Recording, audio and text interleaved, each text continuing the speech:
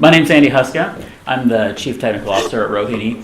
I am 33 years old, and I grew up in a military family. My dad was in the U.S. Army. We traveled all over the world. I had a lot of time in Germany and the East Coast, and so I saw a lot of different people, a lot of different places. Blue-collar family. Worked hard from a young age, delivered papers, did this and that, whatever we could when we were, 10, 11, 12, me and my sisters, and my mom. We were always doing something while Dad was off working and shooting and whatever. And ended up here in beautiful Coeur d'Alene because it looked like Germany, but everybody spoke English, which is great.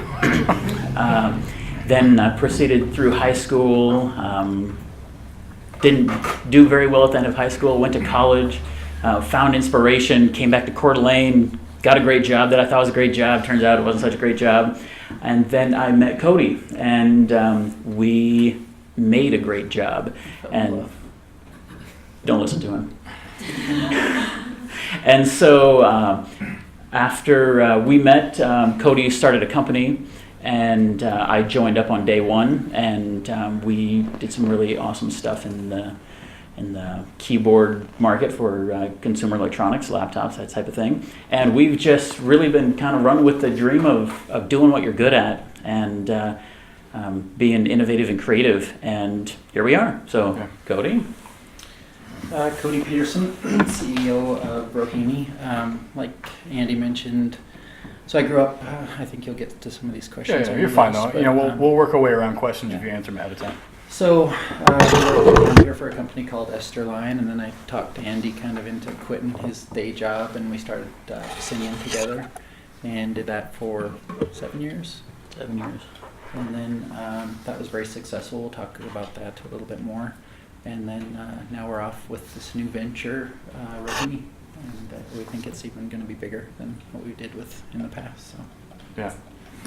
And you guys can probably keep it. I'll just talk here. You guys are more important than my voice. But one of the questions that you kind of addressed a little bit, but I think it kind of helps people understand background. But where did you grow up, kind of family? You talked a little bit about military family, but are there any specific unique things that help people understand who you are? Because not too many people start their companies and sell one and move on to the next. And so I grew up in a very, very small town in Montana, north central Montana. Cut Bank, if anybody's ever heard of it. What's it called? Cut Bank. Cut Bank. Yeah. Okay. So it's like 3,000 people. It's claim to fame is we're the coldest spot in the nation at one point. It's like 80 below zero there. So not much happening, obviously, in Cut Bank. I grew up on a farm there, and I think kind of growing up on the farm and working hard kind of instilled sort of a common sense and drive, And I think those are attributes that I've kind of continue with me today. Yeah, that's great. Yeah, I think that there's a common theme when it comes to being raised and working hard and knowing that you do whatever it takes to get the job done, right? I think a lot of our investors that we've had over the years have been farm boys from Montana. When we were in Germany the first time, we lived on a farm and we were working the cows in the morning. We were going out and doing whatever in the fields. And my dad was always a very hard worker. Whether it was, car business, 16-hour days, whether it was doing masonry for a decade and stacking bricks, even though nobody ever told him, how to do it. He always figured out how to do it and always provided for the family, and that's what we do. Yeah, that's great. Actually, I'll let you guys keep it. I think there's something to tie into that as well, to say, a lot of the great entrepreneurs they're immigrants, and I'm not saying that if you're born here, well, tough luck, but I think there is something to be learned from that. And if you listen to a guy like Elon Musk, or even you guys, Elon, if you don't know him, started a mapping company for Google Maps, sold it with his brother. They immigrated here, and then after that, they decided to start a company called PayPal, and then sold PayPal. And then after that, the notorious story is he's in a coffee shop, and someone said, "What do you want to do?" And he said, "Well, I want to do something in solar. I want to do something in like electric cars, and something in space would be cool." And now he is running Solar City, which is a publicly traded solar company. He is running Tesla Motors, which GM is looking to buy this year potentially. And he runs SpaceX, which is working on doing greenhouse gases around Mars so that we can live on Mars. So, and you ask him if his kids can be entrepreneurs, and his response is no, they're too soft, they're pathetic. It's great. I love that. So there's definitely something to be learned about the farm. Where did you go to college? If so, where and why did you go to college, or would you go to college again? What are your thoughts around that? Kind of where did you go, and reason and thoughts now? University of Idaho. Anybody else? Anybody else? Hey! Some of the future great alum right here. That's right. So I started at North Idaho College, actually. Spent a couple years there. Went down to U of I and proceeded to spend many more years. Started off in computer science. Made it all the way to my senior year. I'm defining my senior project, and I'm like, this is stupid. And I met my beautiful wife, who's in the front row here, and she's a third-generation electrical engineer. And, well, I was falling in love, and so whatever she was doing was great. But it turned out that electrical engineering really was awesome. And so I ended up right in the middle in computer engineering, and I graduated the first time in 2004. Job market not so good, and stayed on for my master's degree. Would I go to college again? Yes, I would. And there's nothing magical about college. College is, it's a place where they teach you how to learn, and it's kind of a place where you can't do anything wrong. You get to kind of learn what you're good at. You get to learn what your passions are, and you can kind of bounce around. And sometimes Dad's paying your tuition bill, which is nice, and it kind of keeps you alive. But when I left high school, I didn't know what I wanted to do. I was listening to what people are telling me to do, and I was just whatever, right?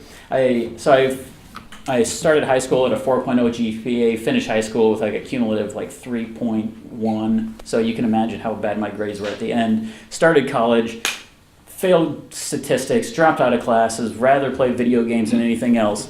But my master's degree, I can't remember if I had a 4.0 for my master's degree, if it was a 3.98. But I found the passion, and I found out what I wanted to do, and I found out that there were tools that were at my disposal. Do you have to go to college to find that? You don't have to go to college to find that. There's a lot of great, smart people out there, you guys included, that can say, you know what, I can figure this out. You can read the books, you can play with your hands, you can do whatever it takes. Now I come from an engineering background, and so that's I have an engineering twist on everything. But I think college is a good safe house. And people, I meet people from MIT, they're like, oh, I'm from MIT, check out my rating, all this sort of stuff, right?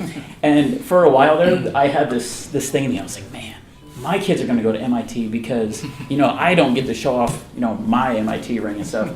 But after I got past that and realized that what Cody and I are doing is what is in our heart, it's what we enjoy, it's what we're passionate about. Nothing at college taught us that. I can't speak for you, I suppose, but I think it's probably true. It's all about the vision and the passion that's inside you that's going to drive you where you want to be. And so, would I do U of I again? Heck yeah. Would I do another college? Why not, right? It's just, sometimes you just got to take the road that has led you, and sometimes it's your parents that are leading you, sometimes it's a whole bunch of other things that are leading you. But, yeah, college is good, and it's not for everybody. No. I'll kind of echo what Andy said. So I went to University of Idaho, NIC for a couple of years, and then went to Washington State University. Talk to them back there. You're soft-spoken. the mic. Okay. Sorry. Went to Washington State and got a degree in mechanical engineering. So I, as far as would I go back? Absolutely.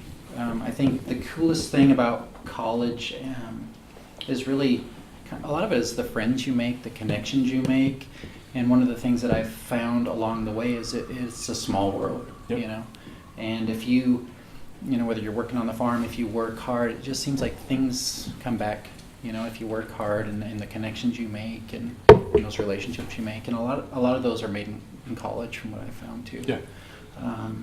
And then it's such an opportunity to just be creative, and you're focused on passing the classes that you're taking, but also there's so much opportunity just to research interesting things because you're surrounded by so many smart people. Yeah. And I think that's almost more than getting the degree. That was the most inspiring thing to me going to school. think it's a great way to describe it. Real quick as well, if any of you are Twitter fans or are on Twitter and want to, just use hashtag ICCDA if there's any quotes you want to share or things you think are interesting about tonight or photos. It's a way that we can search it later as well, and kind of other people outside of us can catch up on it. But if you don't know what that is, it's okay. We can teach you later. What was your first job? And first job as in not like, hey, we started a tech company and sold it. Like, but what was your first job that ever gonna be like, I have washed dishes as well? Like, what was yours? The very first one, Yeah, where and it was your I job. actually got like a W-2 from it. Sure, yeah, yeah. Ooh, I did one of those telemarketing things where I call Nice. you, I pick your number off of a list and I call you and I try to sell you stuff. That was pretty awesome, but I only did that for a week, so it doesn't really count. After that, I went and worked at Arby's for a year. That was pretty awesome. Moscow? No, No? Post Falls. Okay. Yeah, it's not there anymore. No, it's not. No, I left and it couldn't support itself without me. That's awesome. Sorry, I was having a flashback to times I've gone to Arby's and thinking as a child, did we ever cross paths? We could have. I grew up here as well. First job, really, besides farm work, Yeah. obviously. First Bucking W-2 bales job. and- Yeah, was the first summer out of high school, I put insulation in a bus garage.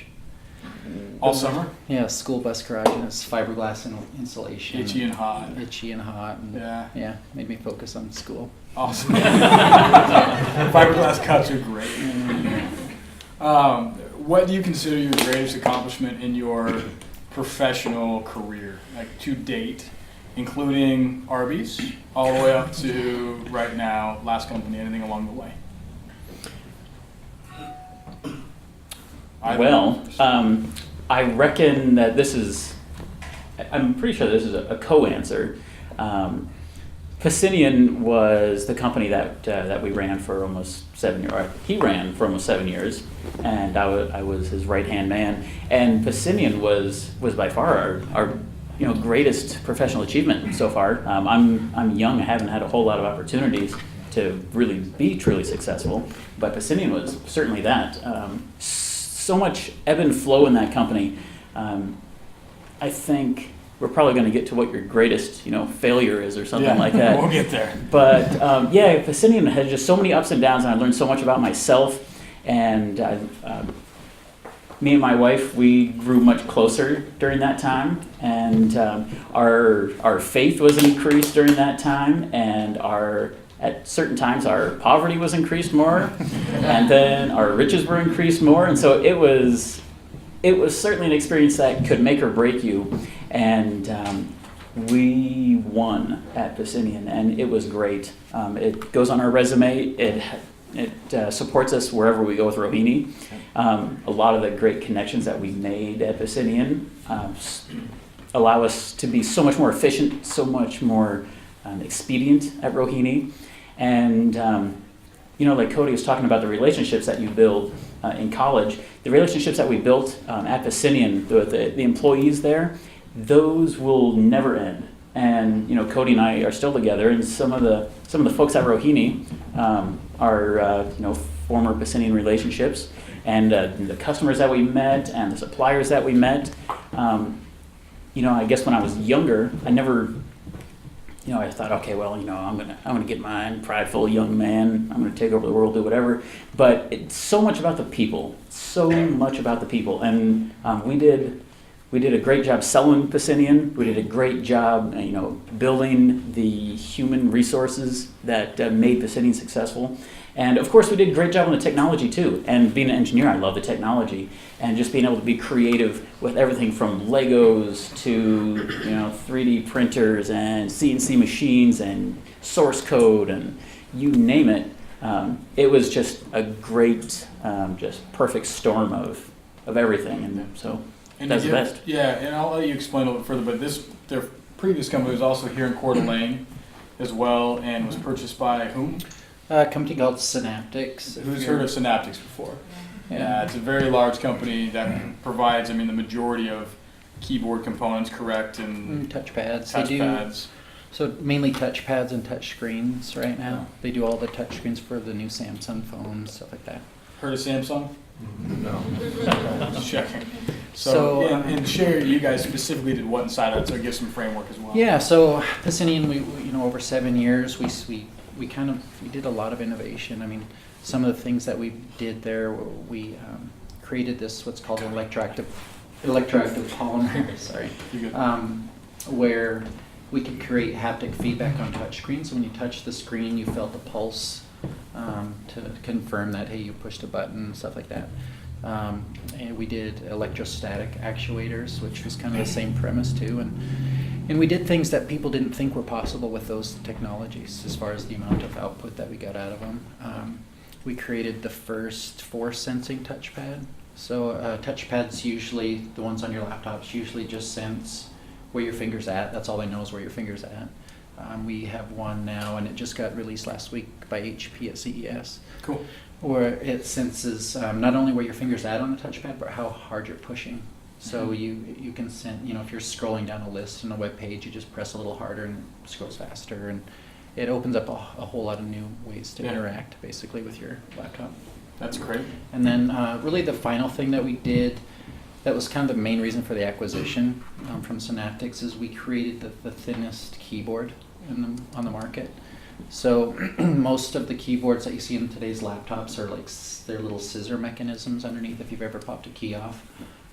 We came up with a whole new approach that basically reduced the thickness of that in half, but you still got a really nice feel when you touch the key. So those should be in the market later this year. Congratulations. So it's nice to see, even though we're not at Synaptics anymore, that we're seeing The some of legacy fruit of the carries labor. on. Yeah, and I think our those are some of the achievements that we've made. But as far as the community, I think personally, I think it'd be really cool if we could kind of create a wake of these tech companies in the area. If we do some really great things with Rohini and somebody comes in and they move to Coeur d'Alene and they hire more people here, and I mean, wouldn't it be cool if we start establishing actual tech companies? And now we have Synaptics in Coeur d'Alene, which is a Silicon Valley company. Yeah. They're hiring more people here, lots more engineers to help, and so that's good for the. Yeah, and would you consider that your greatest accomplishment to date? I think so. I'm kind of in the same boat as Andy. Awesome. It's one of our sort of first endeavors, and we did a lot through that process. But Absolutely. And what would you, like in failure, and we'll start with you actually, in failure, or kind of sold a company, you're 30, is it 33? How old are you? 38. 38. I mean, both sub 40, built a company, sold it. You've got now another one that's rocking 15 patents and making waves. Nailed a lot of things and done them right. But what are a few things that you feel like you're like, oh man, this is my one moment that I wish I would have learned from another way, but I've now learned. So yeah, when I talked to Andy into quitting his good day job, the whole premise for starting Pacinian was to use a new technology called electroactive polymer. And what it is, it's basically a rubber, and when you apply a voltage to it, it moves. And so we were going to use that technology for ultra-thin keyboards. And we got a really good contract with a major laptop maker to further develop it and helped, with funding. But after about a year, maybe, we realized, so there was a company developing this technology, and they had really cool technology but didn't know what to do with it. Yeah. So we went to them and said, hey, wouldn't it be cool if we used your technology to make ultra-thin keyboards? And after about a year of working on development with them and with the laptop maker, we realized that there was a real problem with that technology, that it failed when it got wet. So, and it wasn't just getting wet, it was humidity. Just done. Yeah, and when you squish this rubber, this conductors on each side, we found out rubber is hygroscopic, so it actually absorbs water. And once water absorbs, it creates a short. So we decided it's time to try and think of a new way to do this. And that's, I think that was a good lesson there. Yep. That rather than kind of recognizing failure real quick and really improvising and come up with a new plan, and our new actuators were better in every way. Cheaper and it's good. All that, so. Yeah. Do you think failure is necessary to success? Well, you answer that one. Pass the buck. Is failure a necessary ingredient to success? Yes. What do you think? It makes you Oh, appreciate success, I would say. I think, I wouldn't say it's necessary, but it is kind of necessary. And I heard this this analogy. I'm going to use it for my own here. When you drink a good cup of coffee, you're like, that was good. That's good coffee. But when you drink that cup of coffee, you're not saying that, man, this cup is good, and this water was good, and the spoon was good, and the coffee maker was good, and the bean was good, and the farmer was good, and the dirt was good. You're just saying collectively it was good, right? And there can be so many problems along the way, so many bruised fruits, so many backwards things, so many sunken chip containers, so many whatevers, right? It's almost innumerable, all of the little variables that guide you on your path in life. And I would say that failure is essential in failure, but I would say that you could get lucky and you could be, successful. Your path could always be filled with roses and everything. But let's look at the mean, right? Everybody's going to have failure, and your character is going to be defined by how you respond to those failures. And your success and the magnitude of it and the breadth of it is going to be defined by how you use those as jumping off points and learning points and teaching moments. Just those of you who have kids, you know what teaching moments are. It's like, okay, this is the point where I can, mold this little young mind. And for us as adults, all of us as adults, to be able to take those teaching moments and apply them to thrust to our future is the most important thing. So. How's that for us? It's good. Yeah, that's a good answer. And to stay in that vein, how would you define success? If you could give it like a neat, clean box. Well, I think that's actually a pretty easy one. I would say that success is having a vision and seeing that vision come to pass. It's hard to know where you're going unless you have a plan. Mm-hmm. You can't look at it. Your employees, your partner, your people around you can't look at the plan if it's not there. And when you get to the bottom and you've checked off all the boxes and you sell a company, or you have your balance sheet's in the black and you're shipping product, or you whatever you're doing starts to happen, you get that feeling inside that's like, that's awesome. I heard you say earlier, you said we won, and I love that. Because, yeah, exactly. Like my wife, she knows this. Like when I'm, I hate losing. I hate losing. And I think there's part of being an entrepreneur that when to quit something early, and that still can be winning if you reposition yourself and quit the one polymer, move to the next. But I loved hearing you say that as you just slipped in, and I had to bring that out. You won because you saw the vision, you saw it through, and you won. So to jump over to you, Cody, what if somebody in here said, "Look, I want to be successful"? What do you look them in the eye and tell them? I kind of Mic to the mouth too. I'm gonna tell you how to be successful for them back there. So I think I have a really simple view on it too. It really doesn't matter what you're doing; it's just doing what makes you happy. I mean, that sounds really cliche, but usually what it is that you enjoy doing, you're going to be successful at, and you're going to be really good at it too. And that's how I've kind of always looked at things. I mean, after the acquisition with Synaptics, for example, they set me up with a perfect job, but I just didn't have, I kind of lost that passion. It wasn't you. Yeah, and so after a year of that, and getting paid really well and stuff, I realized it was not about that. It was about the drive and the challenge and the passion, and that's what we've gotten back to with Rohini, and we've been very lucky with what we're doing with Rohini, and we'll share more about the technology there. Yeah, absolutely. But I think it's a great answer. But yeah, it really is happiness, and the other side of it too is not just doing what makes you happy, but also doing what makes you happy and trying to make the most influence or money at it or whatever too is, and that is a factor too. Yep. And I think if you're out of line with what you define as happiness, like let's say you're just a morally corrupt human being, there's checks and balances in life that kind of reposition you at some point. Yeah. And hopefully most people, if they've discovered what makes them light up inside, they can find success in it. Yeah. It's a great answer. if you were graduating college today, what would you be focusing on? Would it be Rohini? Or how about this? Outside of Rohini, because I just think it's awesome what you're doing. I would probably, I wish I beat you to it and had the time. But what would you do outside of Rohini that really interests you right now? Just any industry. Whoa, that's Where would you focus your time? You're graduating college, you're ready to dive in and just like apply yourself. What would you do outside of Rohini? well. I mean, they're printing ears with like 3D printers that now. Well, yes. wrap. See, I mean, cool yeah, stuff. okay. Well, You're not the only thing. since you led me there. Yeah. My wife and I also have another local company that is doing quite well. We're Cool. definitely undercover with that one, but it has to do a lot with machine control and motion control and software that makes it intuitive and easy to use. You see a lot of these 3D printers out there and all these gadgets, and you're like, wow, that's pretty cool. I wonder what I could do with that.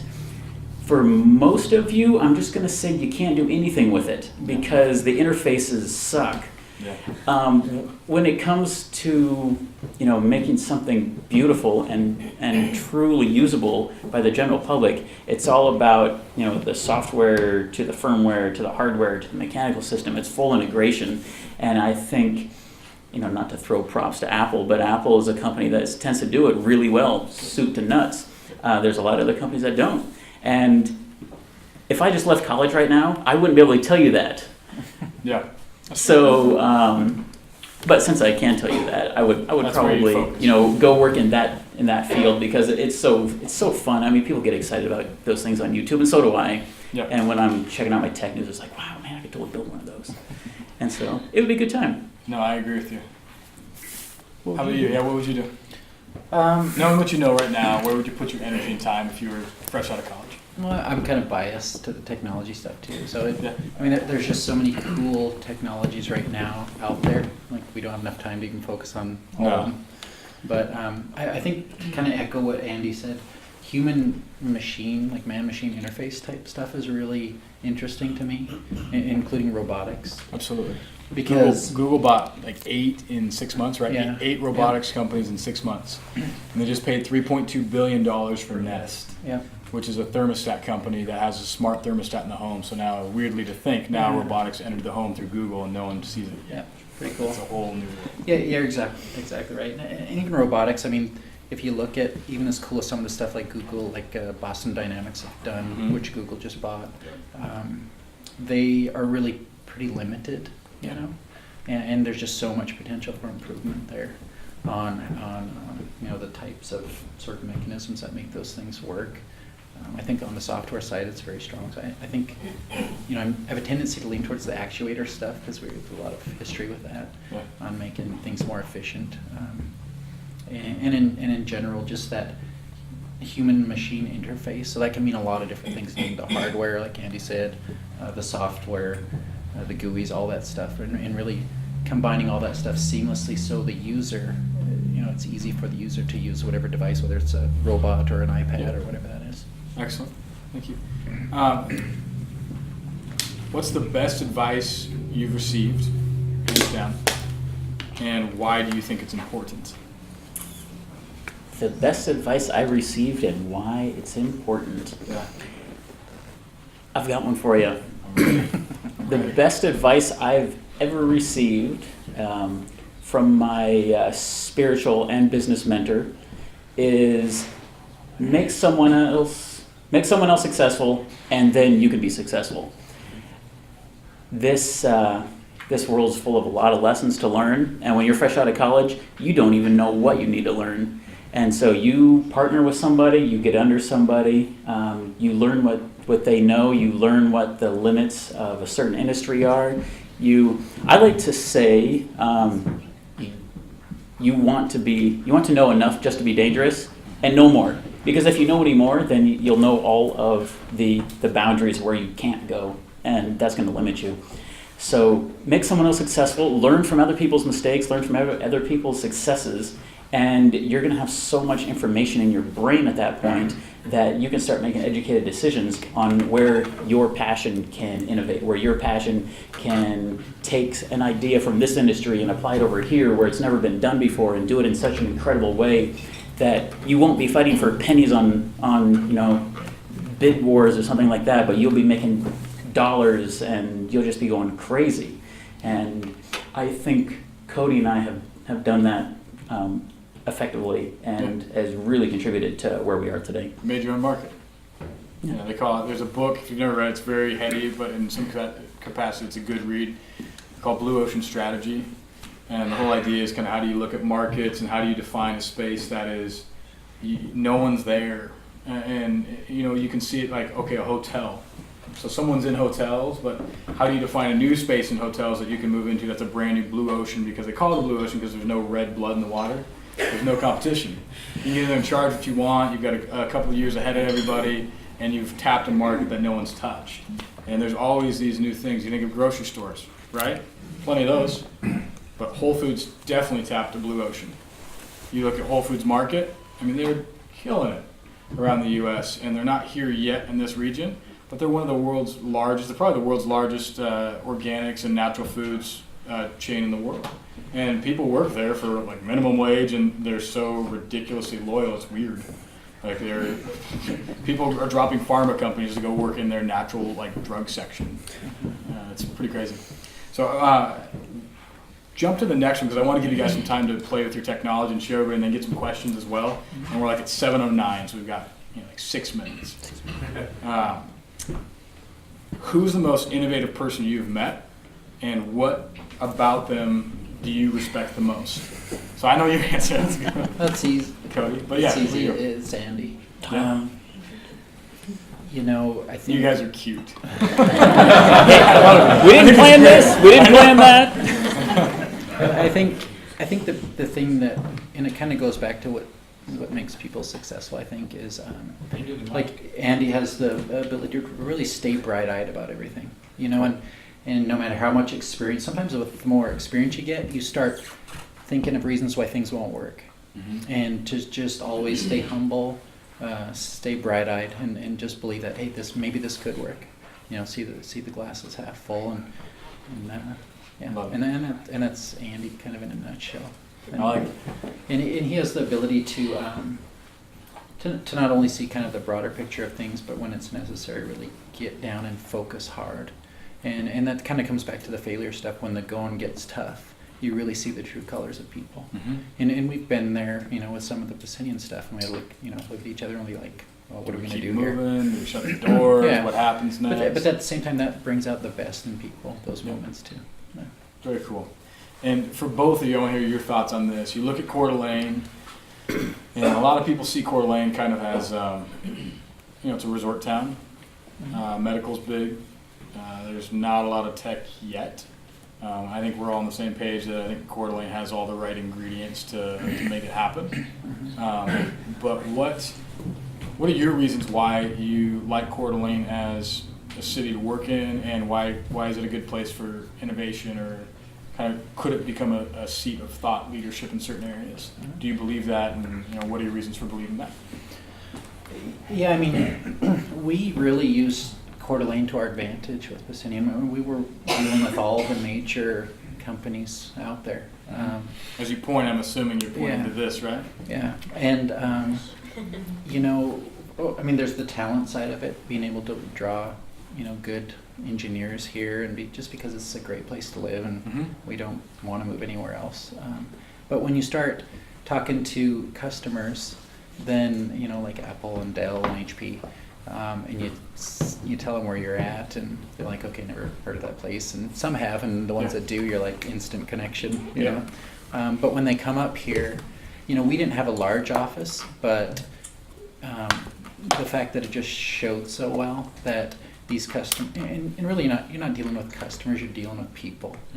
And the people loved coming up here and dealing with us. And we've really felt it was a competitive advantage just being here versus Silicon Valley. And I think the other big advantage, and I really noticed this more after we were bought by Synaptics, is we'd go down to Synaptics, and work for a few days, and it's crazy down there. Everybody's just running around crazy. I think one of the things that is really beneficial to being up here is you almost get a solace and a better perspective on things. And we've always kind of had the mentality we don't have to work harder, we can work smarter. Yep. And I think Coeur d'Alene really allows you, and it's conducive for that. It's almost verbatim to our first speaker, William Lupien, who did the first electronic trade on the stock market and also was the chairman of one of the stock exchanges and raised $350 million for a company in Durango, Iran. Very brilliant man. When he asked, he said, why do you guys think Coeur d'Alene is the best place to be to start companies? He referenced it as in New York, LA, SF, you're constantly in wartime mentality. So where every corner you turn on the street, it's like, who's going to sideswipe me, or who's going to cuss me out, or I'm going to get another parking ticket. Like Yeah. One of the analogies that I've used lately is it reminds me. So I went to the Seahawks Saints game a few weeks ago, and it was Monday night, and that was the first time I really experienced the noise in that stadium. And being at Synaptics is kind of like almost like an away game. There's so much noise happening around you. 12th man is here. Exactly. You got 100 things to do, and you really lose perspective on things. And then coming up here, it's kind of being at home. It's a great answer. Do you have anything to add to that, Andy? Man, that's a pretty good answer. Nailed it. I guess. But Spokane, Coeur d'Alene. Spokane, Coeur d'Alene has the population to support something incredible like a Micron. And if we get the right people behind it, whether Rohini's at Micron or something that's in you guys is one of those Microns, we can totally, change everything that goes on here. I mean, we can create, new lives for people. We can make it so kids don't have to move away when they're done. We can make it so you can ski within 2 hours, right after work. I don't want to leave Spokane and Coeur d'Alene, and Synaptics tried to lure us down to the Bay Area, and we're like, heck no, there is no freaking way that's going to happen, because we love Coeur d'Alene, and we want to do everything we can to support it. Good. Well, I'm glad you guys are here. I think hopefully by the end of 2014, I'd love to see the fact that CS might be an actual accredited degree in the high schools in Idaho. It's not yet, which is ridiculous. Software is eating the world, if you haven't become aware of that yet. That's a quote from Mark Andreessen of Andreessen Horowitz. It's one of the big, A16Z is their website. They're one of the big VC funds in the Bay, and he made a statement a long time ago. He said, software is eating the world. It's consuming the world. And everyone's like, oh, whatever. And as you look at it, how it's literally consuming industries. And it's either you learn how to iterate or you become consumed and expelled later after they've had their way with you, as you do when you eat anything. So it's an interesting shift happening in the world. I believe deeply in this city. I believe deeply in guys like this. I think we've got great people in this city, brilliant minds, all the right resources. And it's just a matter of people like us coming together and having good beer, listening to amazing people, sharing ideas, connecting, and figuring out ways to collaborate in better ways. Really what we're doing is we've came up with a new way to print light. So if you guys are familiar with what an LED is, usually an LED is something that you would solder to a circuit board, and that's how it lights up. We've taken what's inside of a normal LED and mixed it with ink, and now we can print light on almost anything. So it's the thinnest light in the world. Our light is about the same size as a red blood cell. So when you see the little lights on the samples they're ultra small. You can do 100 watts for 22 years if you print it right, correct? Yep. With a small current to it? Yep. With no bulb? Yep. And we can, like I said, we can print on anything. So you can light up anything, whether it's a snowboard or... You can print on the inside of a lampshade and have no bulb. Yeah. I mean, it's a bit crazy. Yeah. Actually. These are some podunk guys from Montana and U of I just playing with blood cell sized light bulbs. So once you can start... Sorry, not bulbs, sorry, light. How do you turn it on and off? You clap. I don't think that's how it works.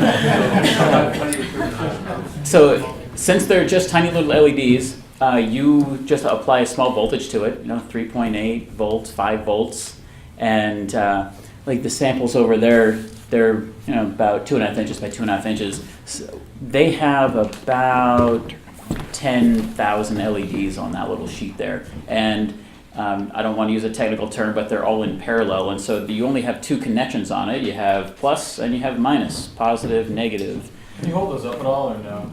Not sure how long.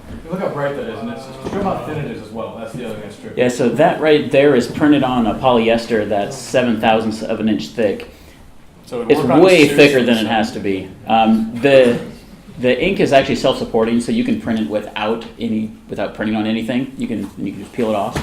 And the ink itself, after we do all the layers, is about 1/1000 of an inch thick, which is. So what are some products? Snowboard, you said.